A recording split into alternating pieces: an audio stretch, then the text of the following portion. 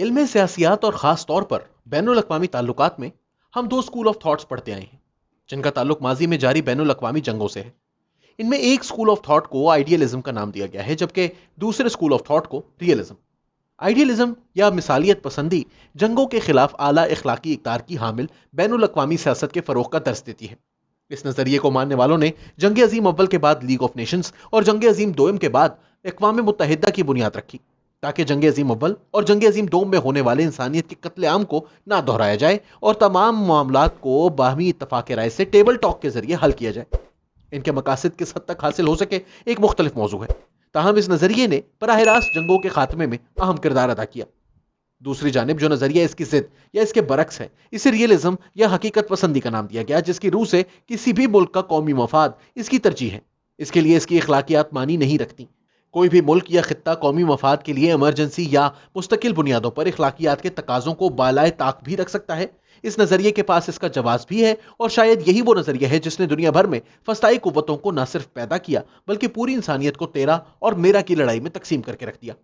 جب ہمیں یہ دونوں نظریات پڑھائے گئے تو بتایا گیا کہ مثالیت پسندی ایک غیر عملی، غیر فطری اور ناقابل عمل نظریہ ہے، کیونکہ ہر ریاست کا قومی مفاد سب سے برتر ہے۔ ہمارے بیشتر اساتذہ نے ایک ملک، ایک قوم اور ایک مذہب کے نام پر ہمیں یہ باور کروانے کی کوشش کی کہ آپ دنیا کی سب سے عظیم قوم ہیں، جبکہ باقی تمام قومیں اور مذاہب آپ کے مقابلے میں ہیچ ہیں۔ اسی نظریے کو ذہن نشین کرتے ہوئے آپ کو دنیا کی سب سے عظیم ترین قوم بننا ہے۔ ہمارے اداروں میں مثالیت پسندی کو افسانہ یا ایک خواب بنا کر پیش کیا گیا۔ یہی وجہ ہے کہ آج مذہبی رہنماؤں، میڈیا پر گمراہ کن تھم نیل لگا کر شہرت کمانے والے صحافیوں، حکومتی اور سرکاری کارندوں نے اسی بنیاد پر عام شہریوں اور نوجوانوں میں دوسرے عقائد، ممالک اور مذاہب کے خلاف نفرت پروان چڑھائی، اور اب صورتحال یہ ہے کہ سب سے عظیم قوم بننے کے چکر میں ہم سب سے مظلوم قوم بن چکے ہیں۔ مسئلہ فلسطین میں اسرائیل، امریکہ اور ان کے حواریوں کو بھی یہی نظریہ تقویت دیتا ہے، اور اسی نظریے جس کی بنیاد انسانیت کی بجائے ایک قوم، ایک مذہب، ایک نسل، اپنے مذہب کی سربلندی یا قومی مفاد ہے، اس کی مدد سے اسرائیل سادہ لو فلسطینیوں پر ظلم و ستم کرتا ہے اور ایک مذہبی ریاست کی بنیاد پر فلسطین پر قبضہ کیے ہوئے ہے۔ پاکستان اور اسرائیل دو واحد ریاستیں ہیں جو مذہب کی بنیاد پر مارز وجود میں آئیں۔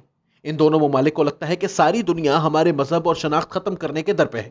پاکستان کے مذہبی، سیاسی اور معاشی نظام میں اتنی سکت نہ تھی کہ اس خوف کو بنیاد بنا کر ترقی کر سکتا، مگر اسی مذہبی سربلندی کے نام پر اسرائیل نے ہر میدان میں ترقی کر لی، اور اب وہ حقیقت پسندی یا قومی مفاد کے اصولوں کو بطور جواز پیش کرتے ہوئے نہتے فلسطینیوں پر مظالم کی داستانیں رقم کر رہا ہے۔ اسرائیل فلسطین میں جو مظالم کر رہا ہے اسی شدت پسند سوچ کی عکاسی ہے جو مذہب اور عقیدے کی بنا پر انسانوں کے قتل کا جواز پیش کرتی ہے۔ اسرائیل قومی مفاد کے نام پر طاقت کی وہ بدنما شکل ہے جو ہر ملک مذہبی فوقیت کی بنیاد پر حاصل کرنا چاہتا ہے، جبکہ طاقت کا نشہ وہ مظالم کرواتا ہے جو اسرائیل فلسطینیوں پر، بھارت کشمیریوں پر، ترکی کردوں پر اور خود پاکستانی ریاست پسماندہ شناختوں پر ڈھائے ہوئے ہے۔ مجھے یہ کہنے میں کوئی یار نہیں کہ پاکستان میں عظیم قوم، عظیم ملک اور ایک ہو مسلم حرم کی پاسبانی کے لیے کا نعرہ لگانے والے اگر اسی بنیاد پر ترقی کر گئے تو اپنے ملک میں ایک دوسرے کو کافر کافر کہہ کر قتل کرنے والے حقیقی کافروں کا کیا حال کریں گے؟ آج اسرائیل طاقت کی بنیاد پر تمام سامراجی طاقتوں کو اپنے ساتھ ملا چکا ہے۔ آج دنیا کی تمام فسطائی قوتیں جن کے نزدیک ملکی مفاد، اخلاقیات اور انسانیت سے برتر ہے، اسرائیلی سفاکی میں شریک جرم ہے۔ دوسری جانب ان سامراجی ممالک اور دیگر بہت سے ممالک میں حکومتی اور انفرادی سطح پر فلسطین کے لیے بڑے بڑے جلسے جلوس نکالے جا رہے ہیں۔ اقوام متحدہ میں شامل ممالک کی بڑی تعداد فلسطین کے لیے آواز بلند کر رہی ہے۔ ان تمام ممالک یا وہاں کے شہری فلسطین کے ساتھ مذہبی بنیادوں پر نہیں بلکہ انسانی بنیادوں پر ان کے حق کی تائید کر رہے ہیں۔ وہ تمام وہ لوگ ہیں جو اسرائیل کو ایک مذہبی فسطائی ریاست سمجھتے ہوئے استعماریت اور سامراجیت کے خلاف طبل بغاوت بجا چکے ہیں، اور اگر کوئی مسلمان ریاست یا اسلام کے نام پر کوئی دہشت گرد گروہ اسرائیلی اقدام کی طرح انسانیت کے قتل عام کا جواز بنائے گا تو وہ ان کے خلاف بھی سراپا احتجاج ہوں گے۔ ادھر ہمارے پاکستانی مسلمان ہیں جو ہر چیز کو مذہبی اینک لگا کر دیکھنا چاہتے ہیں۔ ان کی یکجہتی اور ہمدردی کی تعریف انتہائی تنگ نظر ہے۔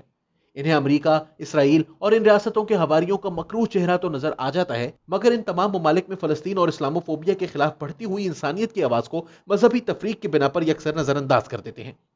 وہ تمام لوگ جو اس وقت فلسطین کے ساتھ کھڑے ہیں کسی مخصوص قوم، مذہب یا خطے کی بنیاد پر یکجہتی کا مظاہرہ نہیں کرتے بلکہ ایک اجتماعی فلاحی دنیا کے لیے میدان عمل میں آ چکے ہیں۔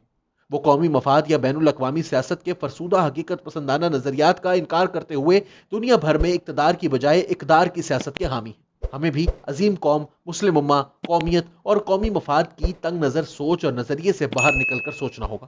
صرف مذہب کی بنیاد پر یکجہتی ایک مفاد پرستانہ سوچ کی عکاسی کرتی ہے۔ دنیا میں اگر امن، محبت، سکھ اور چین سے جینا ہے تو ایک دوسرے کے عقائد کا احترام کرتے ہوئے ایک ایسا مثالیت پسندانہ بین الاقوامی معاشرہ تعمیر کرنا ہوگا جہاں قومیت یا ملکی مفاد نہیں بلکہ عالمگیر انسانیت کا مفاد سامنے رکھ کر ایک ایسا معاشرہ تشکیل دیا جائے جہاں اسرائیل جیسے مفاد پرست اور انسانیت سوز ممالک جنم نہ لے سکیں۔